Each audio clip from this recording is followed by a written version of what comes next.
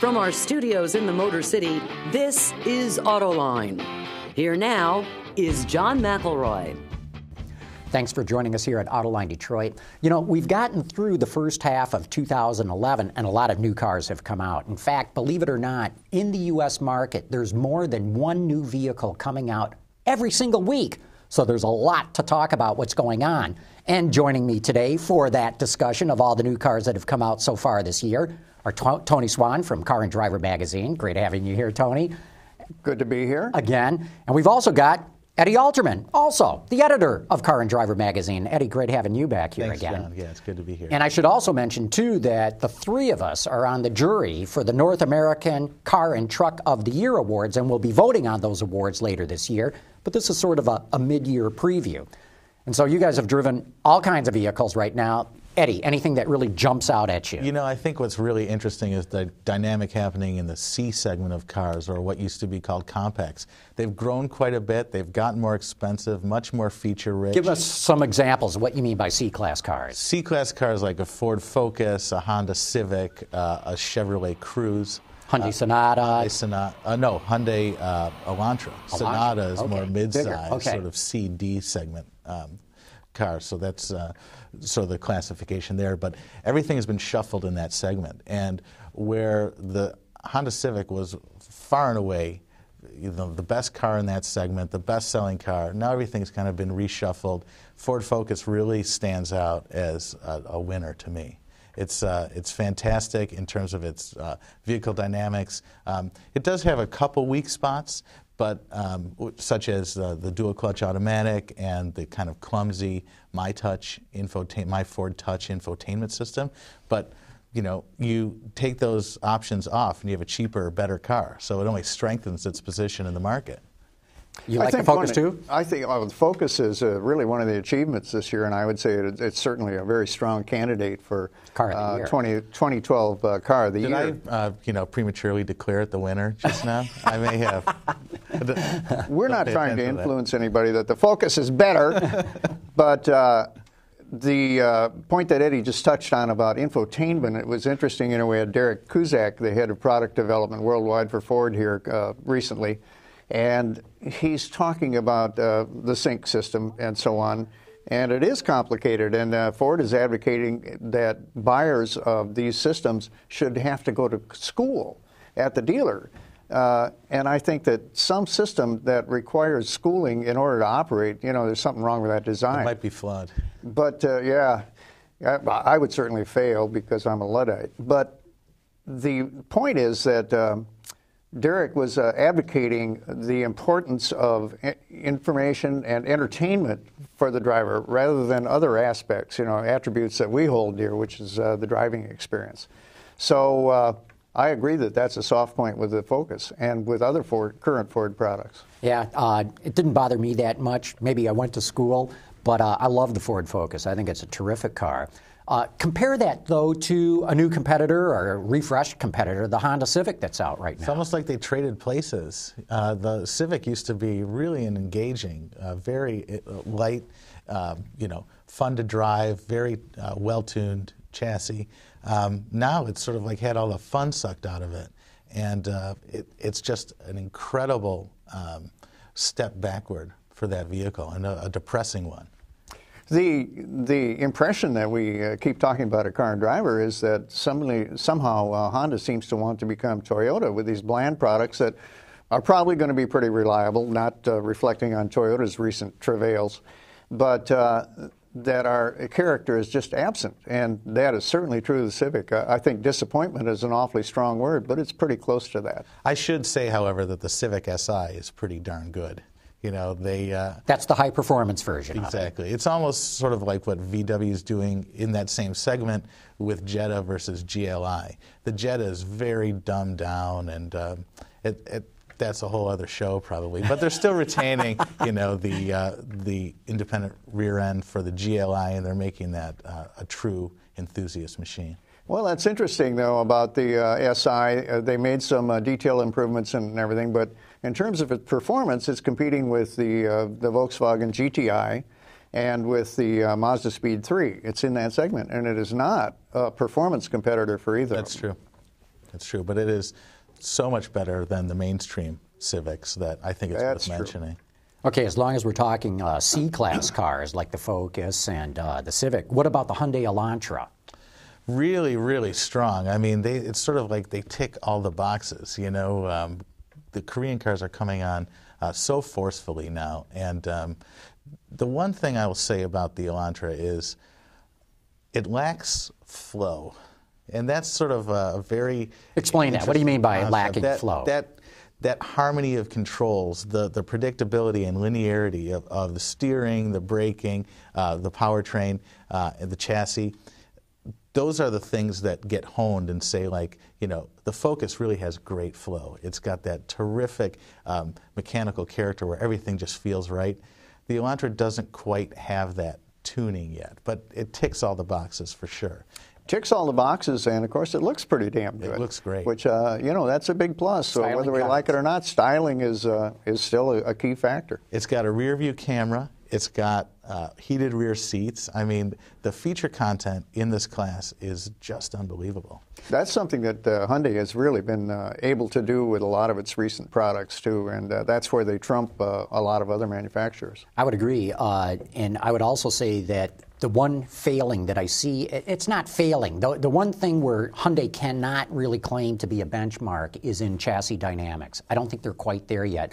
I wonder if it's in their rush to get their products to market, maybe they should have spent another 3 or 4 months at the proving ground to really get that synergy of how everything flows together. And that does take a long time and a lot of evolution. And they bring cars to the market. They don't fully have all the corners finished, and they keep working on them through model years. It's a continuous improvement cycle.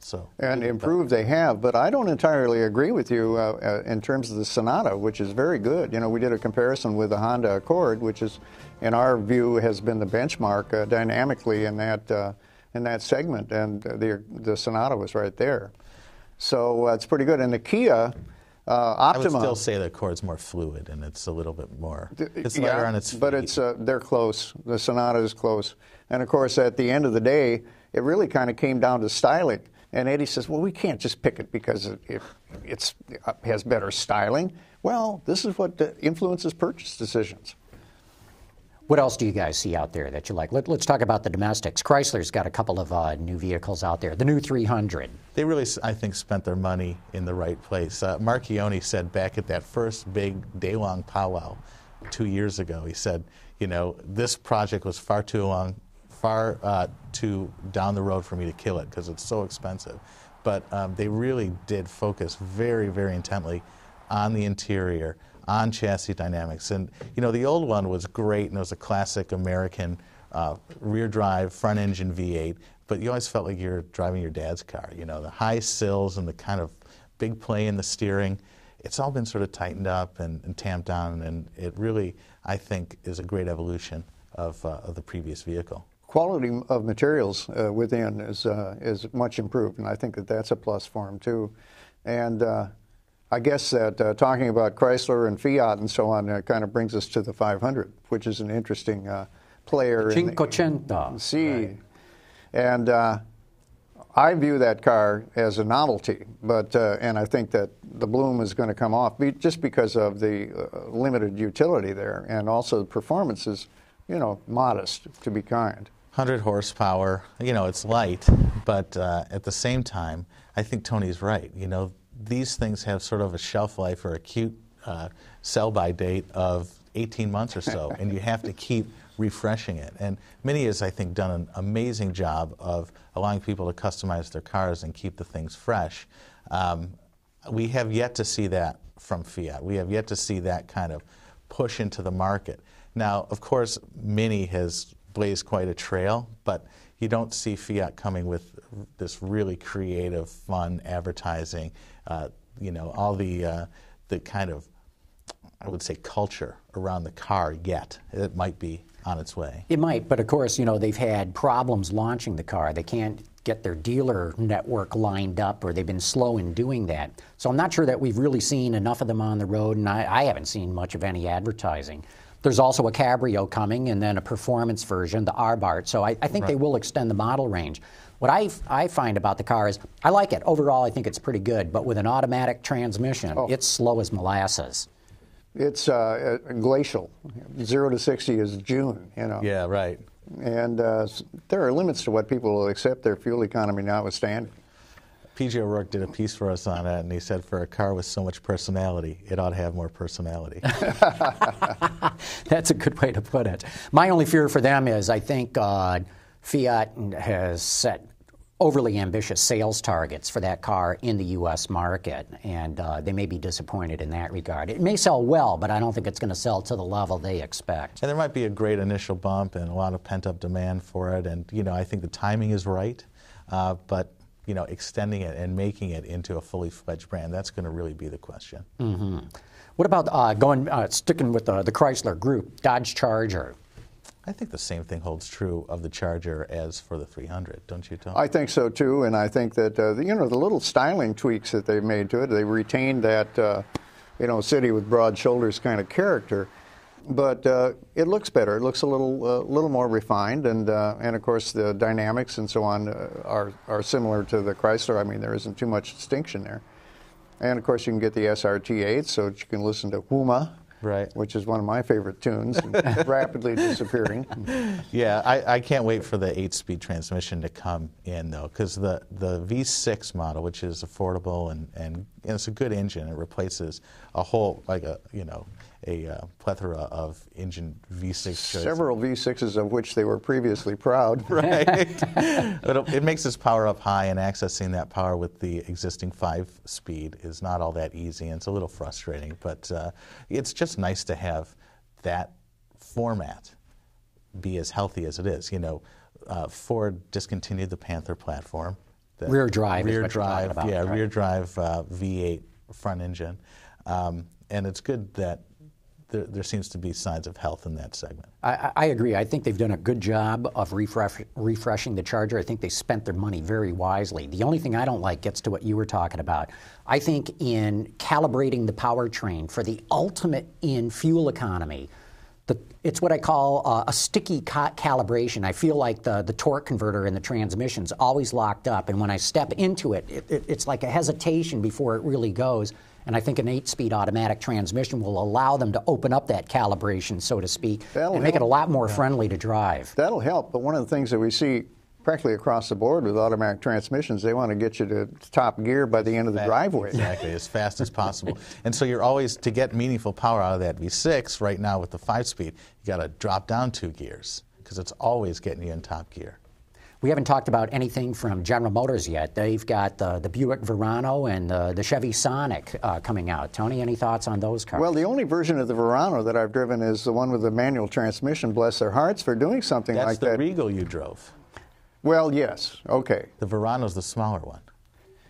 Different cars, though. But with the manual transmission is not well matched to that engine, and it just is a disappointing thing to drive. But of course, what they're doing there, it's amazing. These cars just look terrific inside and out. And now, with a $24,000 C segment entry, they're really taking that compact class or small mid-size class to another level. So I think there's really nothing in there except for maybe an Acura or two that can compete. Certainly nothing American. I mean, you can get a Focus up to $28,000, but now you've got this Buick that really is very quiet. I think it's the right size, and it's an interesting foray into that market. I haven't driven the car yet, but some people have said they don't think it's quite a Buick. Do you think a small car can be a Buick? What does that mean anymore? That's right. Yeah. Depends on your era. I mean, I think of the Electra 225. Forget that. That was not It's small. over. It's a different age. Yeah. That's right. Not just a different day. It's a different age. How about the Chevrolet Sonic, which used to be the Aveo, and that earned not a great reputation for itself in the market? I think that's going to be kind of the enthusiast starter vehicle, sort of like the Nissan Sentra SER was back in the 90s.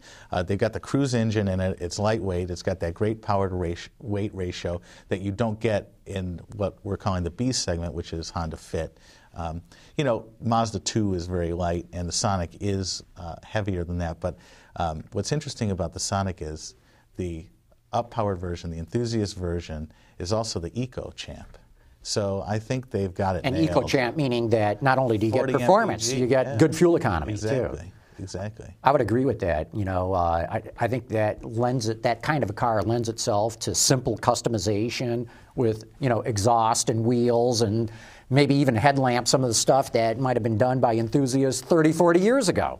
Yeah, and it looks great. I think it looks cool, and I think it will erase the stigma of the Aveo. The Aveo was just a cheap Korean car. I mean, and it was really pretty forgettable. And this car, it's a whole different ballgame. And also, they're going to assemble them in the U.S. Yeah. Well, and I think that's very telling that General Motors can now assemble a B-class car, you know, subcompact car in the United States with UAW labor and not losing money on it. That's a sea change in what's happened at General Motors in the last 2 years. Absolutely, and that might be the most significant thing about this car. Okay, we've talked about, you know, B and C class cars and even A, I guess. Is the Fiat 500? No, that's a B class. That's a B class. Let's go to the other end of the spectrum. Let's go to a luxury, and I'll throw one out there: the new Audi A7. It's a stunner. It's just fantastic looking, and the utility is off the charts. They've taken that kind of coupe profile that the Mercedes-Benz CLS pioneered, the four-door coupe profile, and I think they've taken it to another level. Well, it's a gorgeous car, and it's gorgeous inside, which is something that Audi has been doing so well, especially like that wood trim where you can actually feel the green in the wood. Amazing. And I love the performance of the car. Some of our colleagues have been saying that you get into crosswind situations at fairly high speeds, it can get a little dicey, and that I think you were talking about the tires. I found the dynamics to be very good. It's heavy, but it's so say they all. Yeah, what Tony's referring to is in my test drive of the car, we had a pouring rain, and I was driving down the freeway at 70 miles an hour. The car started hydroplaning, tugging it this way and that way. It wasn't, you know, too bad, but it's been years since I've been in a car that started hydroplaning at highway speeds. And that's a factor of the tires on the car, which are very low-profile sport tires. Not anything bad with the car, but nonetheless, I found that to be an odd selection. And well, a lot of those cars, though, when they get to dealers, they're going to go out the door with all-season tires on them. That's what the dealers clamor for. What I think is interesting, too, about this is the pricing. You know, it starts right around 60, and well-optioned one, I think, will be mid-60s. We drove one that was, I think, 65 and had all the stuff on it. A similar CLS from Mercedes will be 20 grand more or 15 grand more. So that's kind of a reversal for Audi because, you know, typically they are very expensive when you start piling options on. And what's also interesting about Audi is the way they're dealing with the odd number cars, the interstitial, you know, the A5 between the 4 and the 6, very expressive. The 7 between the 6 and the 8, very expressive cars.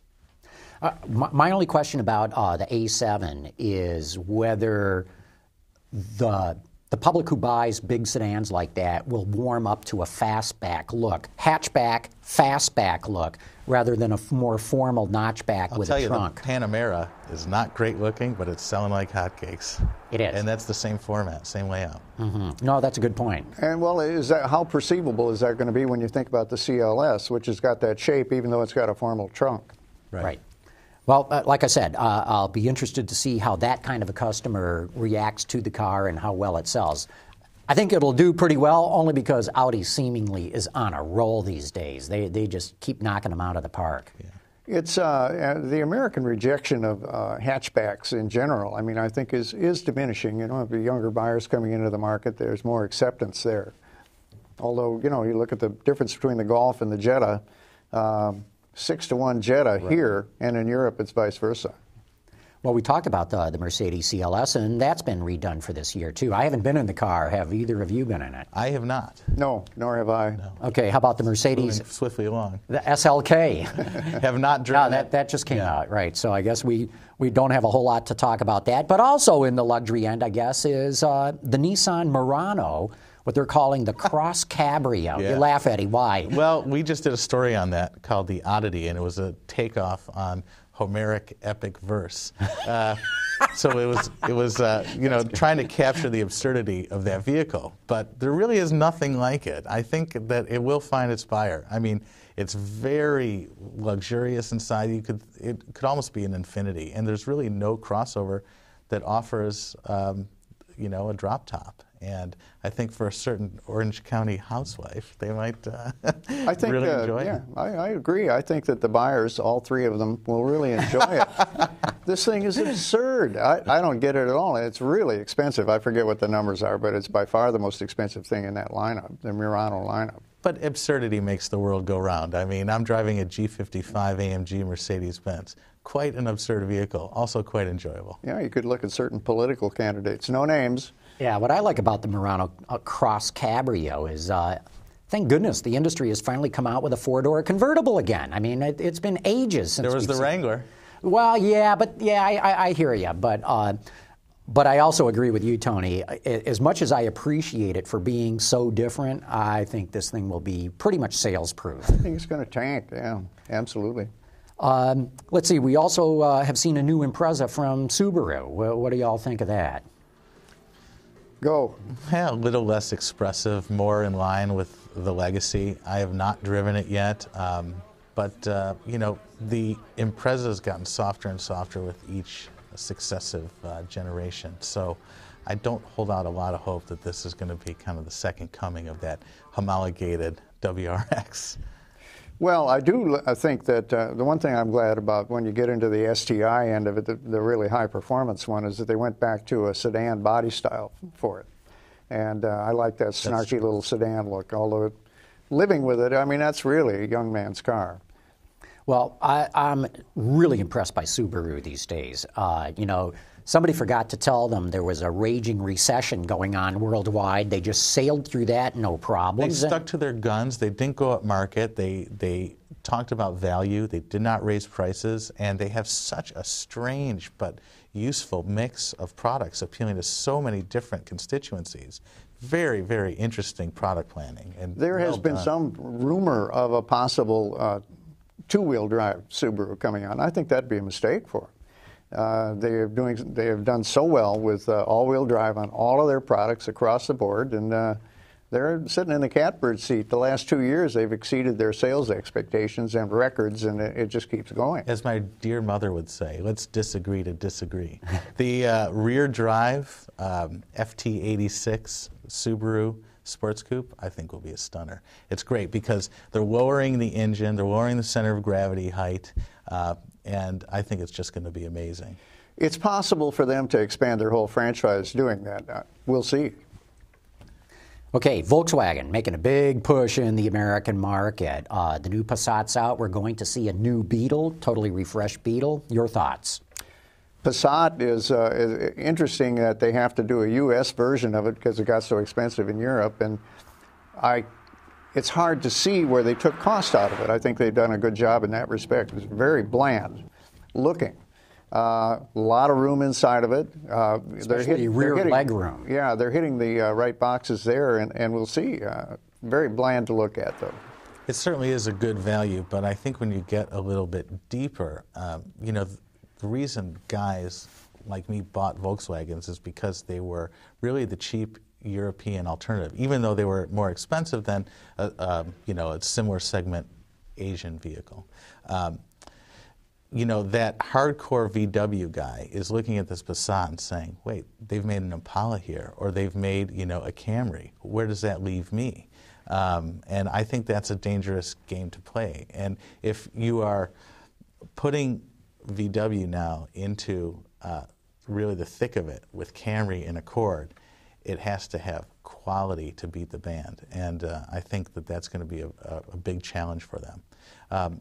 What's I think still kind of heartening is the fact that they're continuing to do GTI and GLI, and the diesel powertrains are fantastic in those cars. But if you're going into the thick of battle with Honda and increasingly General Motors and Ford, you've got to have your quality up to snuff. And we'll see if Chattanooga, where they're building this car, can do that. Yeah, good point. And thoughts on the new Beetle? Well, I've only seen it in auto shows, and I think that they made good decisions in terms of this profile. It looks a little less cute and a little more up-to-date, aggressive. I think that'll play, and existing powertrains are okay. I don't know any more than that. I don't know. I've only seen pictures of it too. I do like the pictures, though. It is more purposeful than cartoony.